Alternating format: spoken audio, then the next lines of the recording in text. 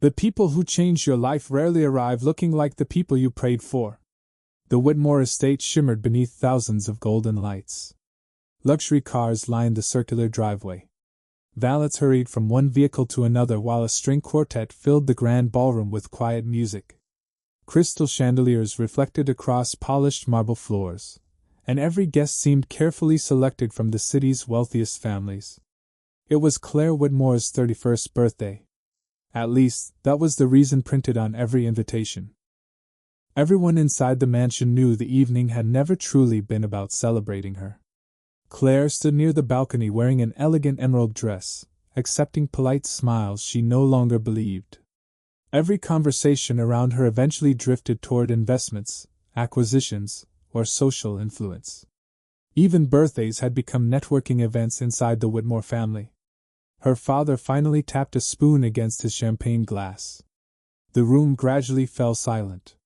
Harold Whitmore smiled with the confidence of a man accustomed to making decisions for everyone around him. "Before we enjoy dessert," he said, "I'd like to share some wonderful family news." Clare's stomach tightened. She recognized that voice. It was the same calm voice that had announced mergers, board appointments, and once, without warning, the sale of her childhood home because sentiment had no place in business. Harold looked directly at her. "Clare has agreed to get married." Whispers spread through the ballroom. Several guests applauded politely. Clare didn't move. She had agreed to nothing.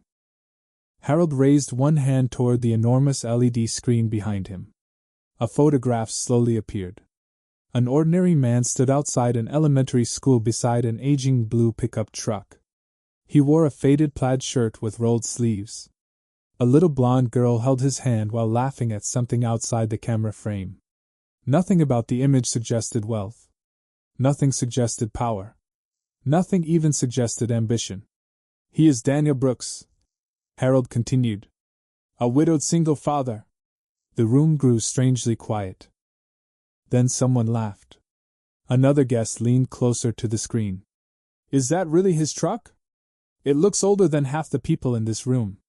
Soft laughter rippled through the ballroom. One businessman smiled into his wineglass. "I've seen delivery drivers dress better." Clare lowered her eyes. She had never met Daniel Brooks. Everything she had learned about him came from a brief report prepared by her father's attorneys. Widower. One young daughter. Lives in a modest suburban neighborhood. No public companies. No visible fortune. No social reputation. She could not understand why her father had chosen him. Harold's voice interrupted her thoughts. "The wedding will take place next weekend." Clare slowly looked up. "You never asked me." The words escaped almost as a whisper. Harold met her eyes without hesitation. "This decision protects the future of our family. It destroys mine. Our family has always required sacrifice." The conversation ended as quickly as it had begun. Guests resumed smiling. Champagne glasses touched. Someone congratulated Harold. Someone else complimented the floral arrangements. The celebration continued as though Clare's future had simply become another successful business transaction. Miles away, Daniel Brooks sat at a small wooden kitchen table helping his 8-year-old daughter finish a history assignment. Colored pencils were scattered across the table. A grilled cheese sandwich rested untouched beside her notebook. "Dad," she asked softly, "do you think people can tell if someone is kind just by looking at them?" Daniel smiled without lifting his eyes from the drawing she had made. "Not always." "So how do they know?" "They usually don't."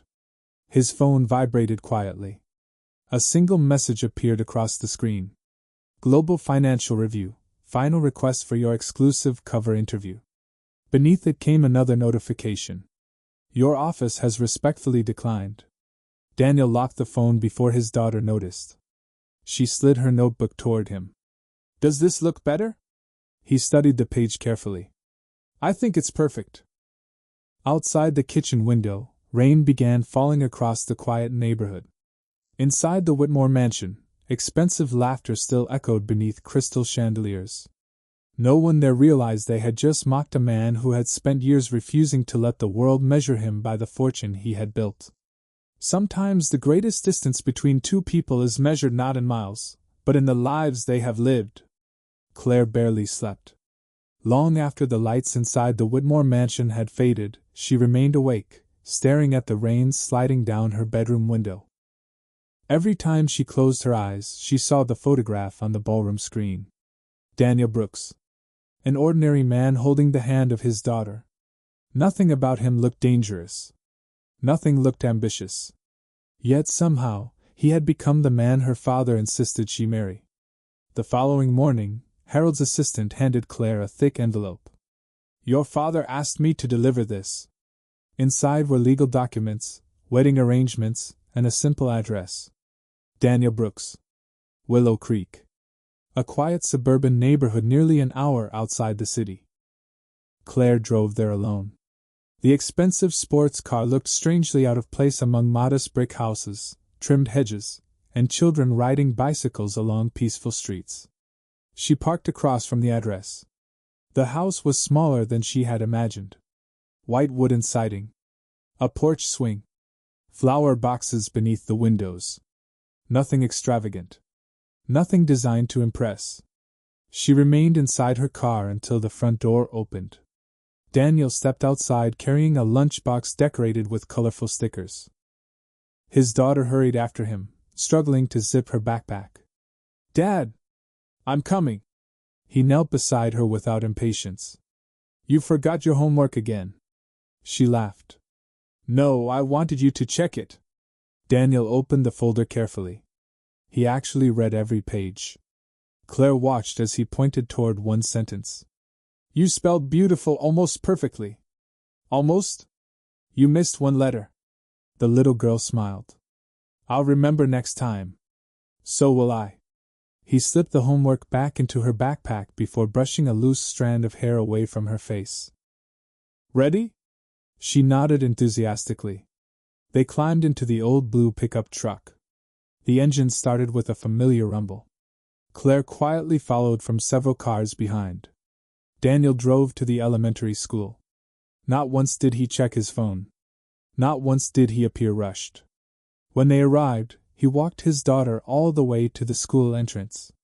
She hugged him before disappearing inside. Several teachers greeted him by name. One elderly crossing guard smiled warmly. "Morning, Daniel." "Good morning, Mrs. Parker." "She's growing fast." Daniel looked toward the school building. They always do. Clare expected him to head towards some small office or construction site afterward. Instead, he stopped at a neighborhood grocery store.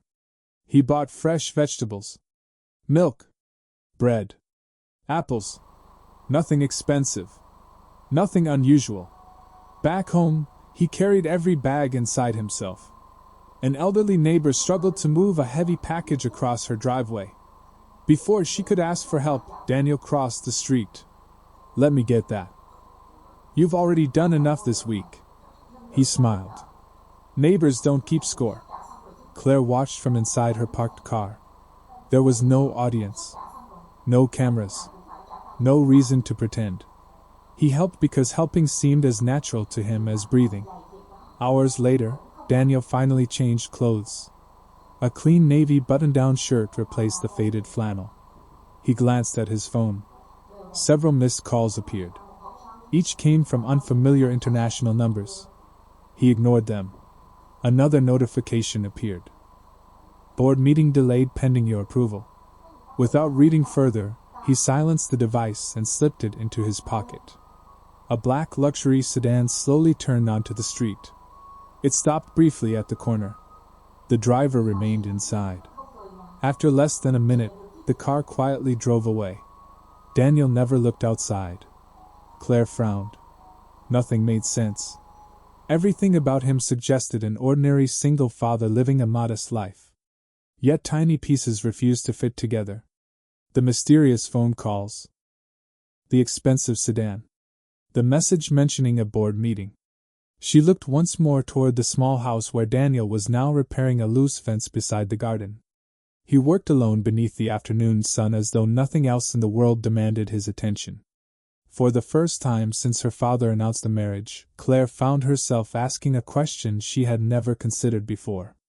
Who was Daniel Brooks when no one was watching? Some promises are spoken aloud. Others are made quietly through the choices people repeat every single day. The wedding took place exactly 1 week later. No cathedral. No orchestra. No magazine photographers waiting outside. Harold Whitmore had chosen a private courthouse instead, explaining that simplicity would avoid unnecessary attention. Clare understood the real reason. Her father wanted the marriage completed, not celebrated. Daniel arrived 10 minutes early wearing a perfectly pressed charcoal suit that looked expensive only because he wore it with effortless confidence. His daughter, Emma, stood beside him in a pale blue dress, nervously holding a small basket of white flowers. Clare noticed the little girl long before she looked at Daniel. Emma smiled the moment their eyes met. "Hi." Clare forced a polite smile. "Hello? I like your dress." "Thank you."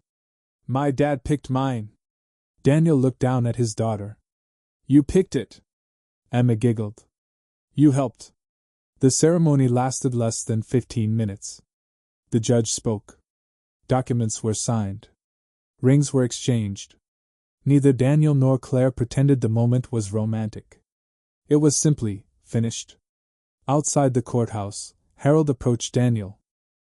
"I've arranged for Clare's belongings to be delivered this afternoon." Daniel nodded. "Thank you. You understand our expectations." "I understand." Harold studied him carefully. "I hope you do."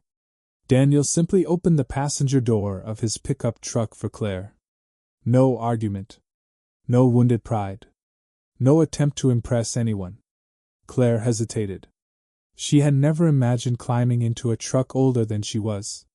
The leather seats inside were worn but spotless. Emma climbed into the back seat, happily fastening her seatbelt.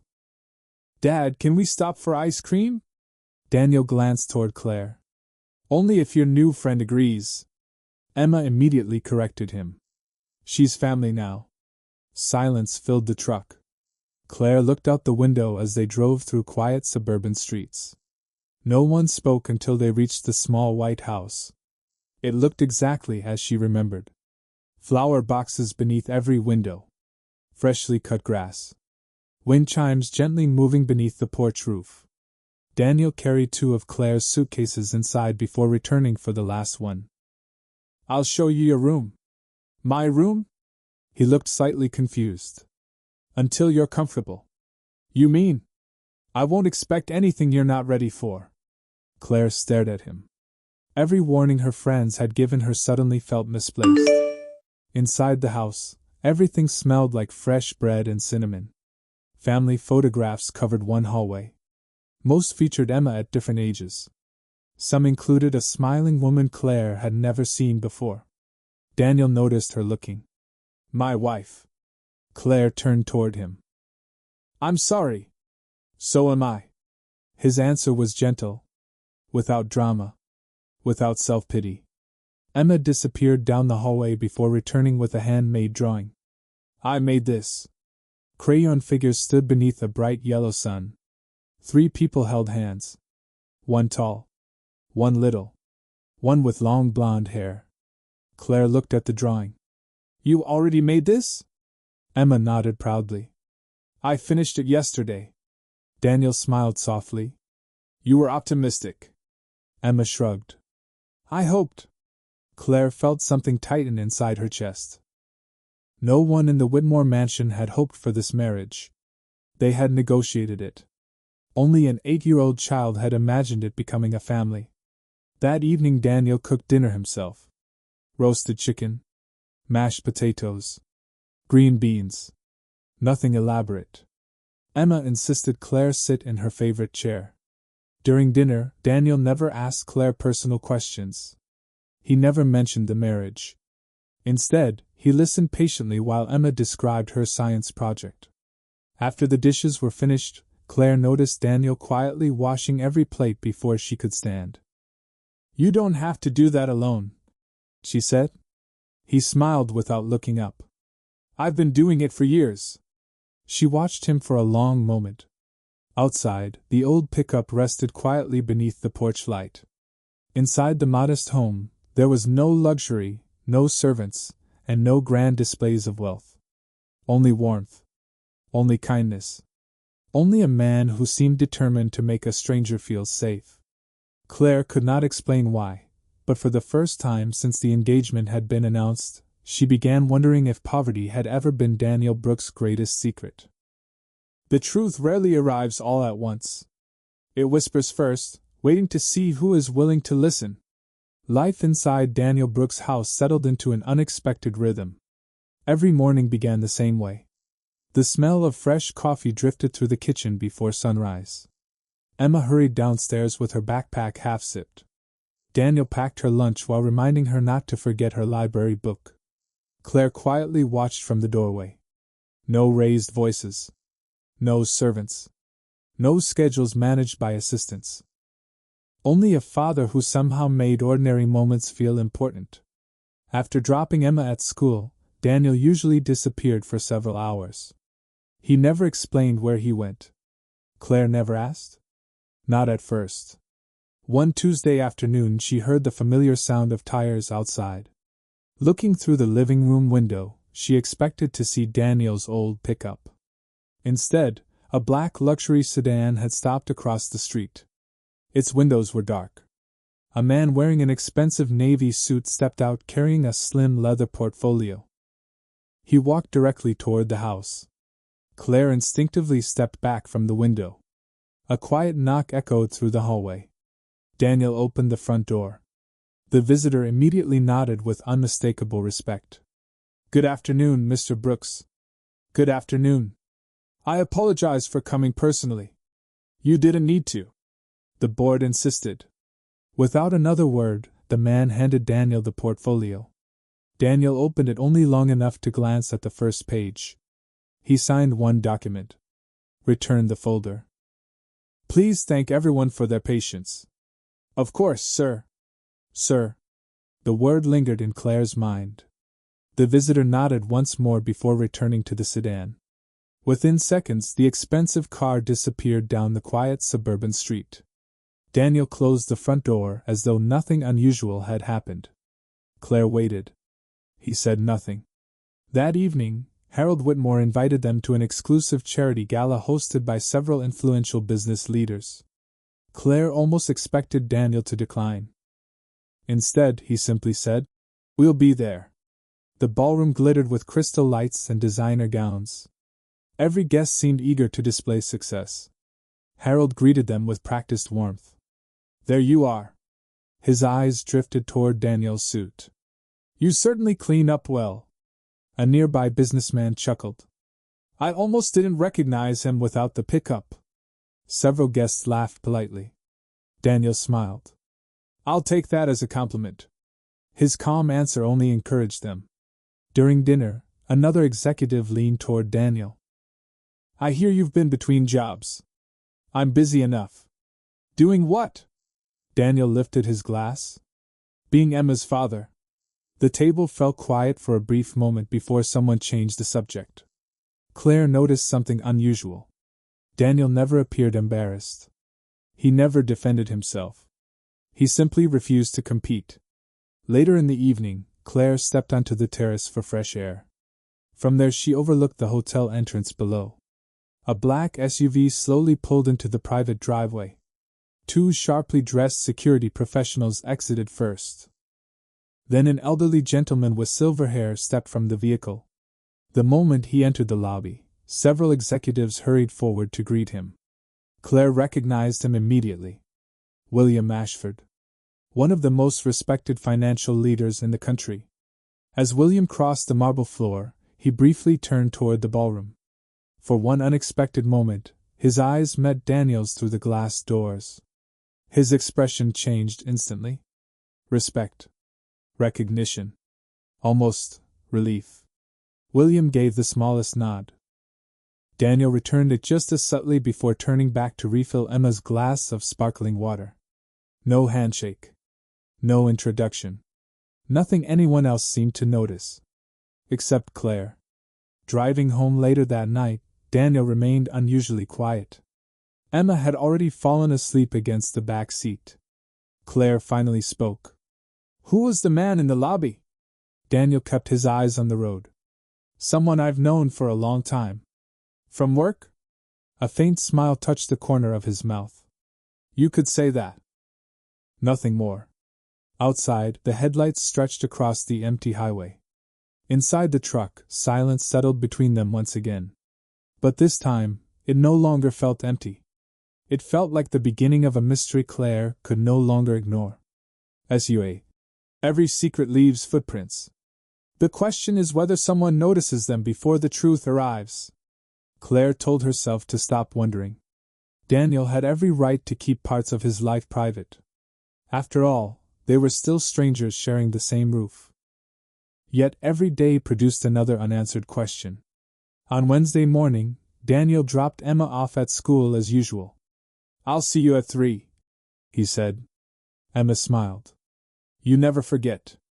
"I never will." Claire expected him to drive straight home. Instead, she watched the blue pickup continue toward downtown. Curiosity overcame hesitation. She followed at a careful distance. The truck eventually stopped in front of a quiet office building. There was no company logo. No impressive entrance.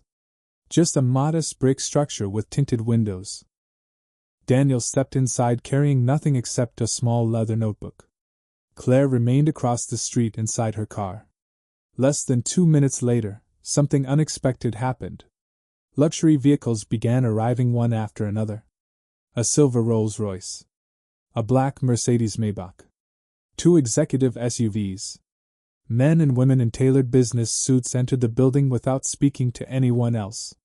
Each one carried folders or briefcases. None looked like ordinary employees. Nearly 40 minutes passed. Then the front doors opened.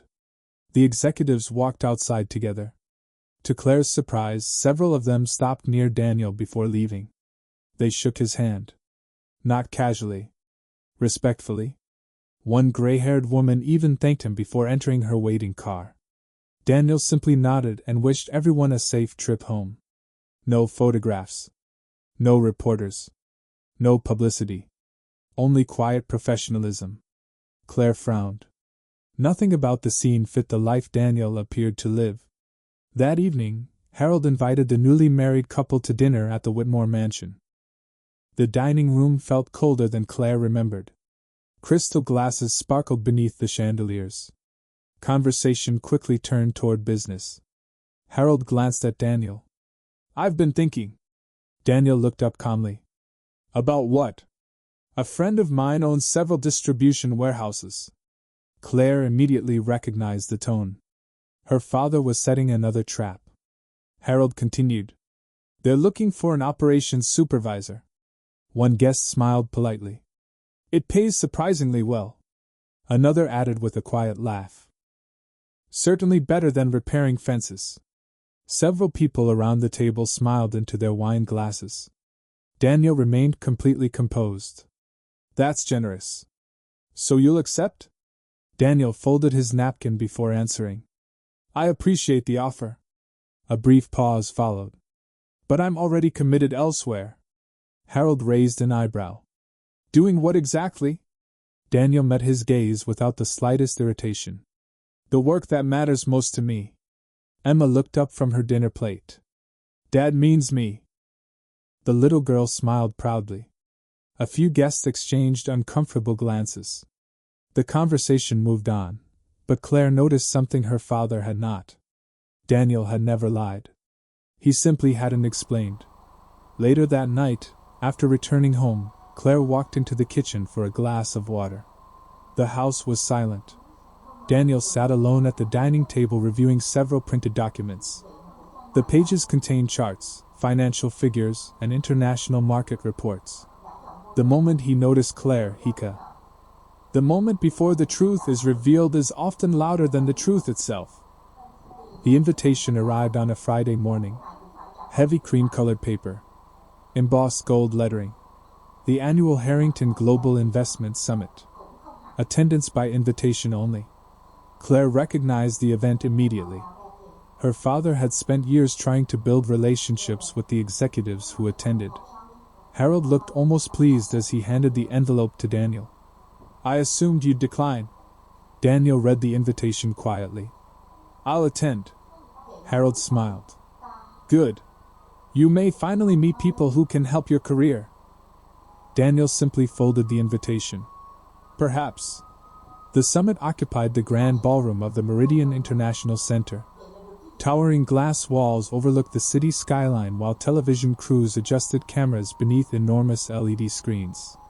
Everywhere Clare looked, influential business leaders greeted one another with practiced confidence. Luxury watches, custom-tailored suits, private security. Conversations worth billions of dollars unfolded as casually as discussions about the weather. Daniel arrived exactly on time. The same blue pickup rolled into the public parking garage instead of the reserved executive entrance. Emma stayed home with Daniel's longtime neighbor. Claire walked beside him through the main lobby. Several guests noticed the pickup keys still hanging from Daniel's hand. One investor quietly whispered to another, "Someone invited the wrong man." A second replied with a smile, "Maybe he's catering." Harold overheard the remarks. He didn't correct them. Inside the ballroom, the master of ceremonies approached the stage. "Ladies and gentlemen, thank you for your patience. Our keynote session will begin shortly. We are simply waiting for one final guest." The room settled into polite conversation once again. Minutes passed. Then 10 more. A few executives checked their watches. Others exchanged curious looks. Harold frowned. "I've never seen this conference delayed." Neither had anyone else. Suddenly, movement spread across the entrance. Security officers straightened almost simultaneously. Senior executives quietly stepped away from the doorway, forming a clear path without anyone asking them to. Claire noticed William Ashford standing near the front. The distinguished financier who had barely acknowledged anyone all afternoon now looked toward the entrance with unmistakable anticipation. Daniel glanced at Claire. "I'll be back in a few minutes." She assumed he was making another mysterious phone call. Instead, he calmly walked toward the entrance. William Ashford immediately crossed the marble floor. Not hurried. Not theatrical. Simply with the confidence of a man greeting someone whose arrival truly mattered. He stopped directly in front of Daniel. "Good afternoon, Mr. Brooks." Daniel smiled warmly. "Good afternoon, William. You've kept everyone waiting. My daughter wanted help finishing her book report." William laughed softly. "I suspected the delay involved Emma." Several nearby executives smiled. Not because the comment was amusing. Because they clearly understood it. Without another word, William gestured respectfully toward the stage. "This way, sir." Claire felt her heartbeat quicken. Harold stared in disbelief. The whispers throughout the ballroom grew louder. "Who is he? Why is Ashford escorting him? Does anyone know Daniel Brooks?" Daniel stepped onto the stage with the same quiet composure Claire had seen every morning while he packed school lunches. The enormous screens behind him faded to black. Then white letters slowly appeared. Daniel Brooks, founder and executive chairman. Beneath the title appeared another line. Brooks Global Holdings. The room fell completely silent. A final screen replaced the company logo. Estimated private net worth, confidential, recognized by international financial institutions as the world's wealthiest private investor. No one moved. No one laughed. The same man they had mistaken for an unemployed single father now stood beneath the brightest lights in the room. Harold's face lost every trace of color. Claire could barely breathe. Daniel adjusted the microphone with calm, familiar hands. "Thank you all for waiting." His voice remained exactly the same. Quiet. Steady. Unchanged. "I believe some things are always worth arriving late for." He paused briefly before smiling. "Especially when your daughter asks you to help finish one more chapter before you leave home. The greatest victories are not measured by the moment the world applauds you, but by the moment you choose not to make others feel small." The ballroom remained silent long after Daniel finished his opening remarks. No one reached for a glass. No one whispered. The executives who had spent years hoping for a private meeting with the elusive founder of Brooks Global Holdings now sat only a few feet away from him. Daniel continued his keynote exactly as if nothing extraordinary had happened. He spoke about responsibility, about long-term trust, about building companies that served people before profits. Not once did he mention his fortune. Not once did he remind anyone how badly they had underestimated him. When the presentation ended, the audience rose together. The applause lasted several minutes. Claire remained standing without realizing it. She wasn't applauding the billionaire. She was applauding the man who had packed Emma's lunch that very morning before quietly changing the global financial markets that afternoon. As guests crowded around the stage, Harold Whitmore stood frozen beside his chair. For years he had measured every person by titles, assets, and influence. Now he discovered he had failed to recognize the most powerful man in the room simply because that man drove an old pickup truck. William Ashford approached Daniel with several international executives. "Your aircraft is ready whenever you are, Mr. Brooks." Daniel smiled politely. "I'll be driving home." One executive looked surprised. "It's almost 3 hours." "So? We've arranged everything." Daniel glanced toward Clare.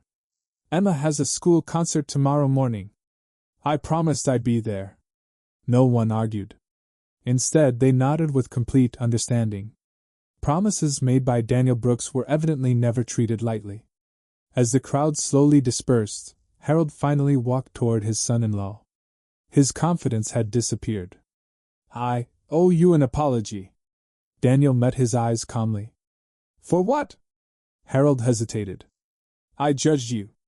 You judged what you believed you saw." "I should have known." Daniel shook his head gently. "No. You should have asked." The words carried no anger, only quiet honesty. Harold lowered his eyes. For the first time in decades he had no reply. Outside the convention center, television reporters gathered near the entrance, hoping for interviews. The moment Daniel appeared, microphones lifted into the air. "Mr. Brooks, is it true you've secretly been the largest private investor in the world? Why hide your identity for so many years? How do you respond to today's revelation?" Daniel stopped only once. His answer was simple. "I never hid. I simply never introduced myself with my bank account." He thanked the reporters and continued walking. No bodyguards surrounded him. No dramatic motorcade followed. He climbed into the same blue pickup truck. Claire sat quietly in the passenger seat. For several miles neither of them spoke. The city lights gradually disappeared behind them. Finally Claire broke the silence. "Why didn't you tell me?" Daniel kept his eyes on the road. "Would it have changed how we met?" She couldn't answer. He continued softly. "I wanted someone to know the father before they met the billionaire." Claire looked out the window. She remembered every moment. The homemade breakfasts. The repaired fence. The grocery bags. The bedtime stories. The patient smile. Every memory had been real. None of them had depended on money. "I'm sorry," she whispered. Daniel glanced at her briefly. "For what?" "For believing everyone else." He smiled with the same quiet kindness she had seen from the beginning. "We all see with the information we have." Outside, familiar streets welcomed them back to the peaceful neighborhood. Emma ran onto the porch the moment the pickup pulled into the driveway. "Dad!" She threw her arms around him. "Did your meeting go well?" Daniel laughed softly as he hugged her. "It went just fine." Claire watched them together beneath the warm porch light. For the first time, she finally understood something no financial headline could ever explain.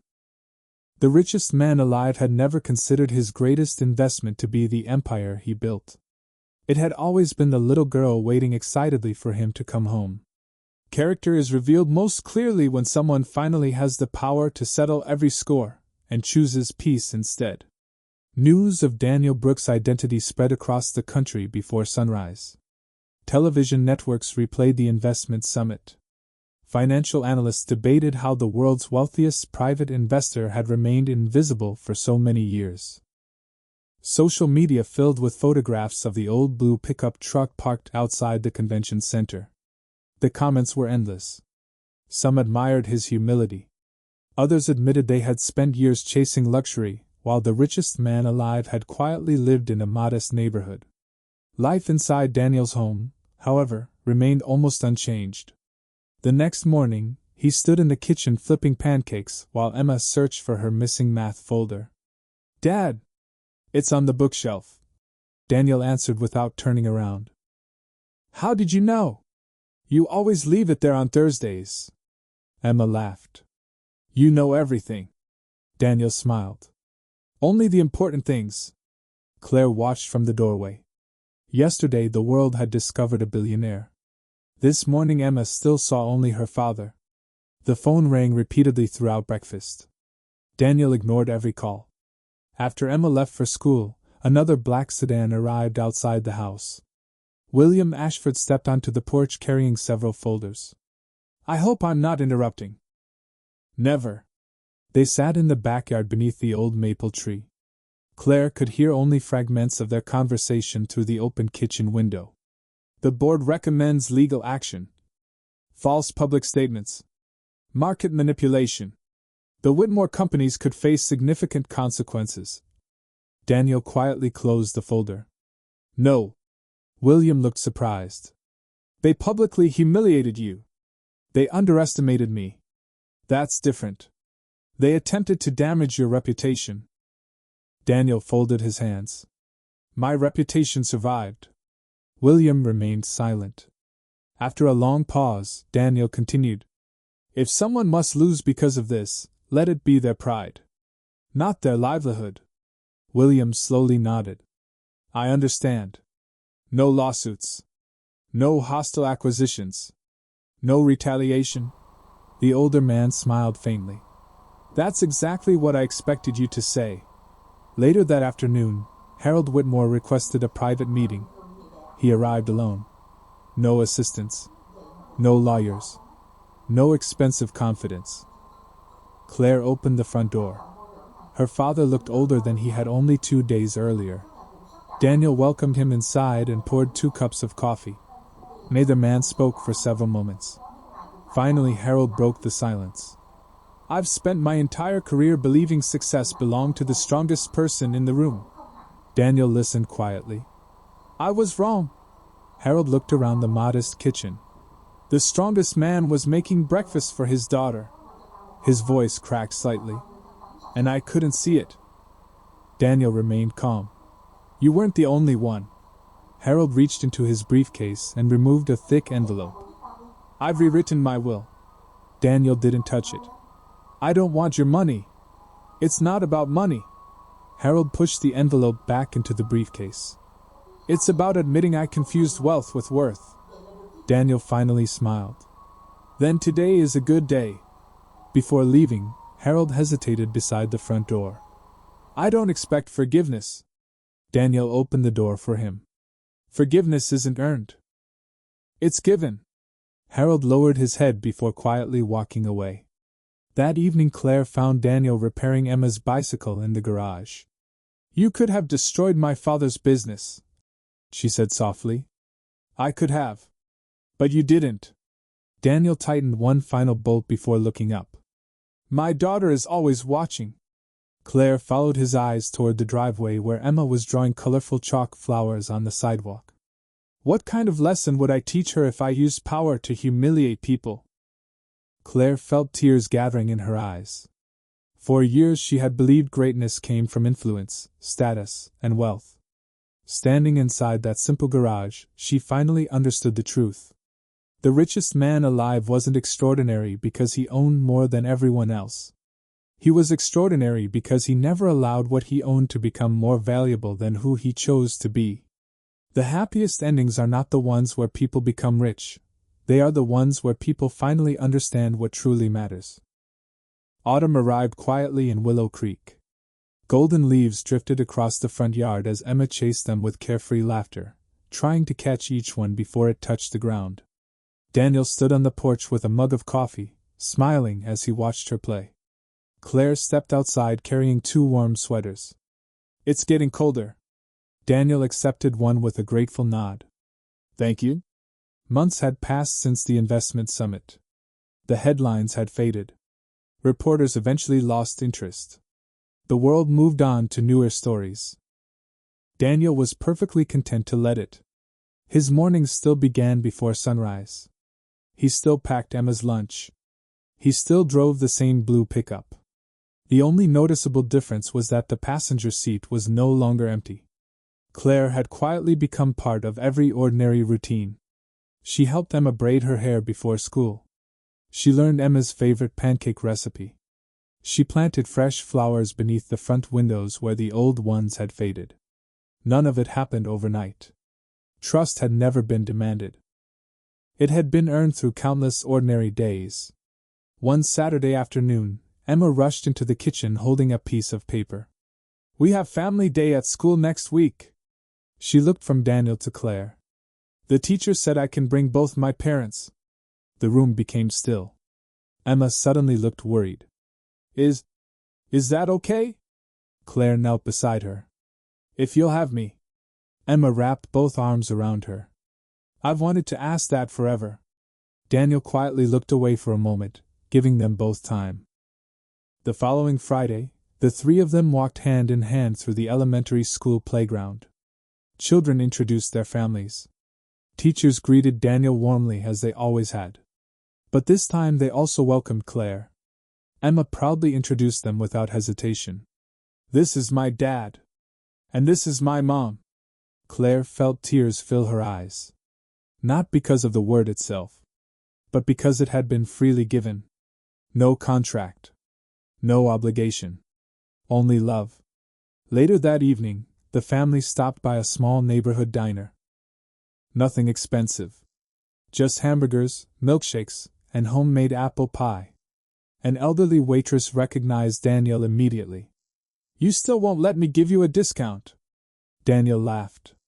"You've been trying for years. One day you'll say yes." "Probably not." The waitress smiled at Claire.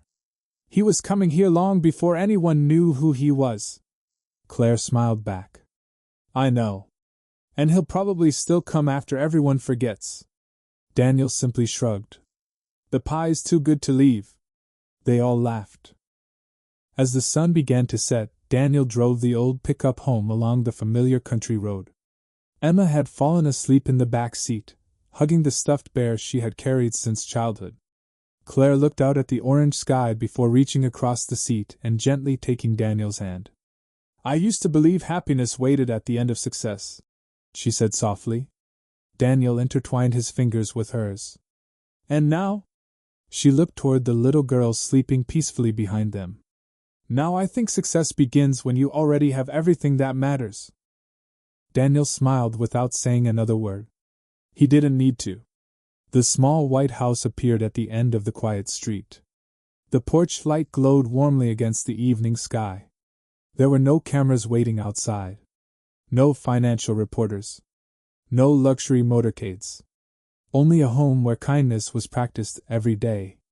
As Daniel carried Emma inside and Claire quietly opened the front door, the world's richest man disappeared once again into the life he loved most. Because in the end, the greatest fortune he had ever built was never measured in billions. It was measured in the little family waiting for him every time he came home.